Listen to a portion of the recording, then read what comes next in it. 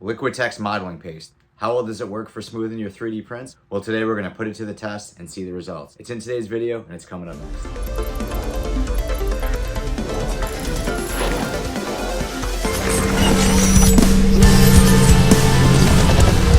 Alright, what's up everyone? Back at it again. It is DW Darkwing Day. And today we're going to be trying yet another product for helping you smooth your 3D prints. Today we're going to be trying out Liquitex modeling paste. So I had several people mention this product, so I figured I'd give it a shot. This Liquitex modeling paste is really a pretty cool and unique product. It's very similar to many putties that you may have used, although it is acrylic based, so it creates kind of a harder shell. Probably the biggest thing is it doesn't contain a ton of heavy solvents. It's very low VOC. It's not going to be very toxic. So I can definitely see why a lot of people ask me to do this, and I'm pretty pumped to try it. We're going to get it applied to some of the model pieces I have behind me and see just how well it fares. Here you can see some of the pieces. These are just some spare pieces that I haven't sanded out yet for my Punisher War Machine suit. And I tried a couple different ways of applying this modeling paste. One thing a couple people have mentioned is try to just straight watering it down, and I did try that. I didn't like it. It's very watery, it's very runny.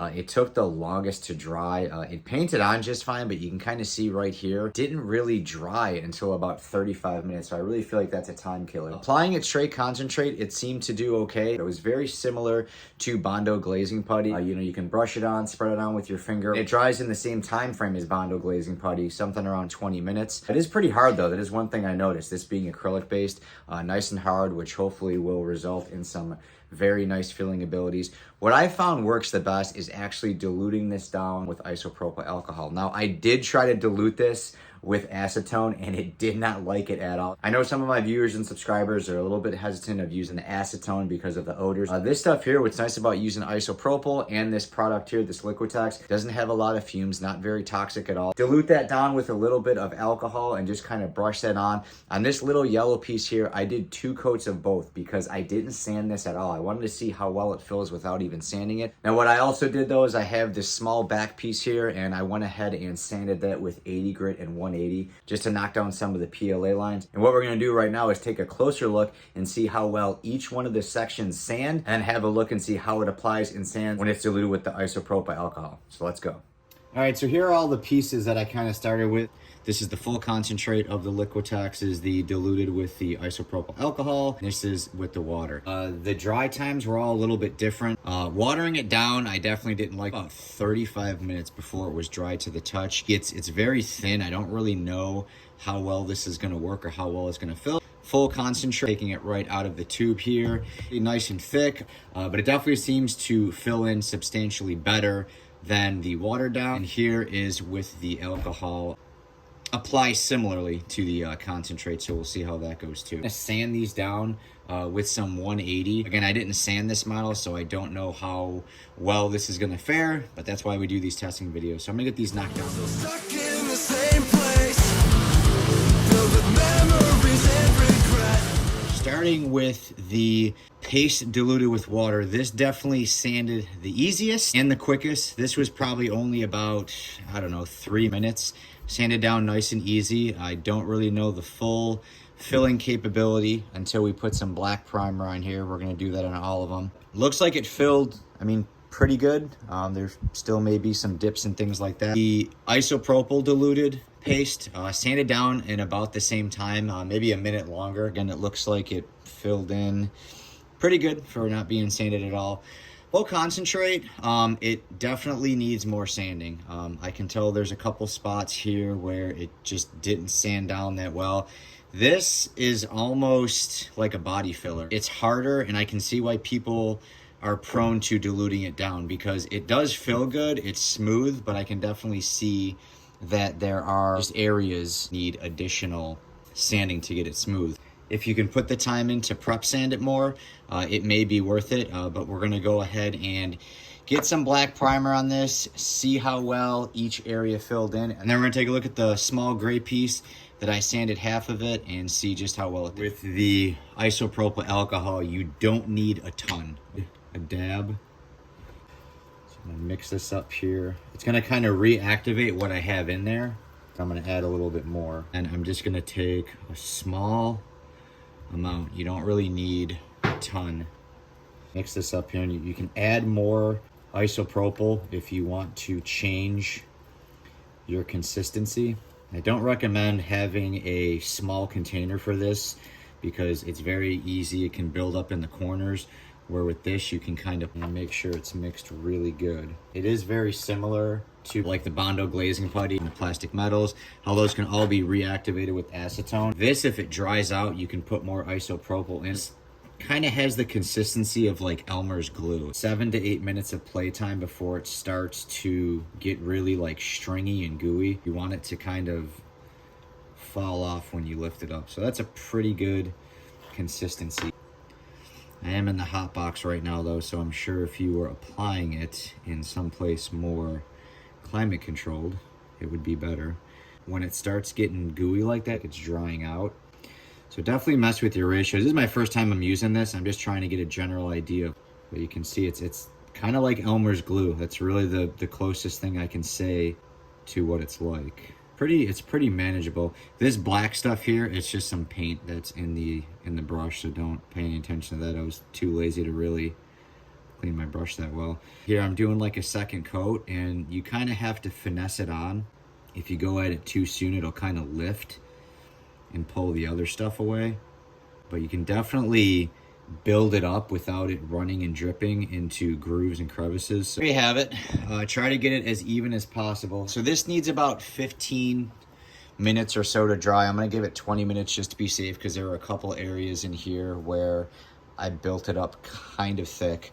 You can do this thinner. I noticed you're spending more time trying to put more layers on. So of course, if you want to do that, you can. I noticed this kind of medium consistency is pretty good. And come back, sand this down, see how it looks. All right, so I went ahead and just put some flat black primer on the back foot piece here. Starting with the diluted water side. It sanded very easy. It's not bad, but you can definitely see here we still have quite a few areas where it didn't really fill in. So this is going to be something where you're going to want to prep sand it first, and then you're probably going to have to paint it on, let it dry, sand it, and then repeat that step. If you're using a filler primer, you may be able to do, the 1 or 2 coats, sand it, and then go on to filler primer. Definitely a little bit more prep work needed when diluted with water. The concentrated side, no dilution, no nothing. Dried in about 25 minutes or so. Definitely a little bit more difficult to sand. Definitely a hard product where I don't think you would need to do a prep sand if you didn't want to, but you're going to definitely spend more time trying to get in every, nook and cranny. There are some dips, but you can see the main area where I was going to sand. It definitely smooth it out. Pros and cons to that one. You're just gonna have to spend more time sanding. Do you need to do a prep sand? No, but you're definitely gonna have to check your work a couple times to make sure all that is knocked down. Need a more aggressive sandpaper, something like 120, and then you're gonna have to follow up with a 220 so there's no sanding scratches. Directly from the jar, is it my cup of tea? Not really. In my opinion, what gave us the best results here is diluting it down with the alcohol. Yeah, there are still some light defects in there, but overall, for spending 4 or 5 minutes sanding and there's no filler primer or anything on there, not bad. Dries a little bit quicker than the concentrate. Sanding this was pretty much just as simple as sanding it with the water, nowhere near as difficult with the full concentrate. Diluting it down with the isopropyl alcohol, definitely a nice little touch. What I'm going to do here real quick though is sand down that gray piece. It has the diluted paste on it, get some primer on it, show you that final shot, and then give you my final thoughts on Liquitex. All right, here you can see that small gray piece here with initial sand on a little bit of a rough piece here. It really filled in great. Really a nice product, especially if you don't have access to something like Bondo or U-Pole. The dry time is a little bit longer. The application time is a little bit different than what I'm used to, but I'm sure if you can familiarize with this product, get into a nice routine, definitely something that's going to help you knock down those PLA lines, not consume too much time when you're prepping your 3D prints, and overall give you awesome results. So I wanted to get a little bit more experience with this product and do a little bit bigger of a piece. So I went ahead and did a half of an Iron Man faceplate. And I talked about, kind of familiarizing yourself with this product and messing with the dilution. I did that and I actually found one that worked even better. So again, play with this product a little bit. You can see here this dilution where it basically self-levels. I've noticed this works really, really well. I went ahead and I applied 1 coat to the faceplate, let it sit for about 5 minutes, applied another coat, and then just threw it in the sun for about 5 minutes. And it actually dried even faster. Doing a pretty good job of filling in, all while retaining the definition. We do have some deep defects in some of these areas here, so I'm going to try to spend a little bit more time, sand those, and get those knocked down just a little bit more. after hand sanding it with 180 and 220. Really simple. Clean up a lot of the defects here. We won't really be able to see the full integrity until we get that black base on. But here, applying the black base, this is just regular primer, and taking a final look at this piece. You know, overall, this stuff sands really easy. There isn't really a ton of dust. You know, there may be some instances, if you're not using a filler primer, you may have to add another coat or two of the paste. This is just a simple, you know, non-toxic, nice, easy way to smooth your prints. You know, on this piece here, it does have some blemishes in it because this piece got chewed up a little bit by supports when I printed it. This is an old piece. You know, overall, this process with the Liquitex, it works really great. If you are able to use a filler primer, you're probably going to get even better results. So really just a simple way to smooth your prints and really get awesome results. Now that we've dived into Liquitex a little bit and see how it's performed, let me give you my final thoughts. Guys, well, there you have it. That is my first look at Liquitex. I had never used, you know, not too bad. I'll admit I am a little bit spoiled having all of my Bondo and U-pull putty at my disposal. It was cool to try something a little bit different. I think the biggest takeaway from this is, you know, is it the same as what I've showed in the past with the U-pull and the Bondo? No, it has a little bit longer of a dry time, but even when you're not using filler primer, you know, you take the time to sand it down, it fills in really great. A lot better than, you know, trying to sand until your hands bleed and just caking on layer after layer after filler primer. I know some of my viewers and subscribers, depending where you are in the world, especially overseas, they don't have access to Bondo, to U-pull, to certain filler primer. I know it is widely available over in the UK and in Europe. I hadn't seen this product used, and it's definitely something that's a little bit different, but I think will definitely bring a lot of value to a lot of builders. You know, the low toxicity, that's something that I hear from a lot of people. They're just very apprehensive about using acetone. There are people who build helmets, you know, in their apartment. Using a product like this, like I said, it has very, very low odor. It's low VOC. If you're diluting it with the isopropyl, don't have to worry about wearing anything more than a simple dust mask. Can't knock on the results. Give it a little bit more of that time to dry. Spend a couple more minutes sanding. You're gonna get some awesome results. I wanna thank each and every one of my viewers and subscribers for watching this video. If you did enjoy the video and you found it helpful, go ahead and give me a thumbs up. If you are subscribed to the channel, thank you so much. Make sure to click that notification bell, as I am constantly trying to knock out new videos and new ways to finish your 3D prints, paint your 3D prints, print your 3D prints, everything and anything I can offer to share to help you guys take your 3D prints to the next level. If you're not subscribed to the channel and you do, of course, enjoy all things 3D printing, cosplay, Funko Pops, Marvel, everything we're doing on the channel, go ahead and click the subscribe button. I got a lot more videos on deck that are gonna help you every inch of the way. Big shout out and thank you to Ethan and all the guys at Divide the Fall.